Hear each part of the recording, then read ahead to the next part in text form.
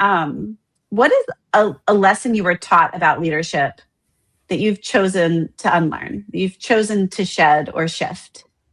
That leadership has to be a monolith, that there's Mm. an actual dominant kind of take on what leadership should look like. And I remember, just being someone that was just curious about, like, a nerd about organizational development literature and leadership development. And there was a time Hmm. where in leadership studies, and all of the authors were, older white men, right?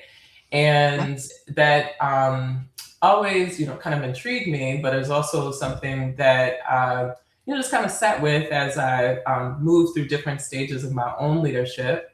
And then also had an opportunity, especially through this work, of working in support of so many different types of leaders, and just observing and kind of taking in, like, what models of leadership are actually serving us as people and also as communities, and what do we need to, like, interrogate, like, from a space of love, but also discipline, in terms of the fact that the model of leadership and the model of organizing has to match the issue.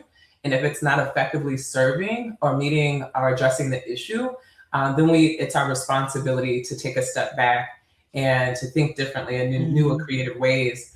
But often where we're met with resistance is our own kind of internally held mental models, which are shaped through so much, right? Like, if you Hmm. sign on to, like, that podcast about, like, leadership techniques and models, like, you gradually, like, just kind of take these messages in, and we hold Right. them as our own kind of paradigms.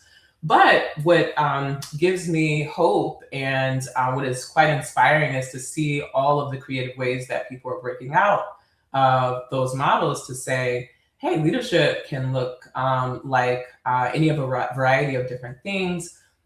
Your own model of leadership can change and evolve over time, and it should. Yep. So, my approach to leadership as a single woman just out there with a little bit more time was one thing. Now, as, like, a woman with a family, that's a different thing. Or leadership in the context of more entrepreneurial kind of space, maybe one thing. There's also, like, Yep. shared leadership, distributed leadership models, folks thinking creatively around ways of resourcing, different ways of leading. And then also, I think, honoring all of the rich ways in which leadership shows up in our day-to-day kind of lived experience, like our Hmm. families, our communities, like, who are the people that we've gone to for a source of anchoring, advisement, guidance, foresight, right? And when we start to think about it that way, we start to think about our own grandmothers and aunts and Hmm. friends, right? And even from a peer-to-peer perspective, the ways that we lead in circle and in friendship Hmm. and sisterhood. So that would be the thing, like, just breaking out of that a bit, Yeah. because as we think about all of what's happening in the world, we certainly need to be able to bring our best, to offer our best, and the models of leadership that we choose should serve that work.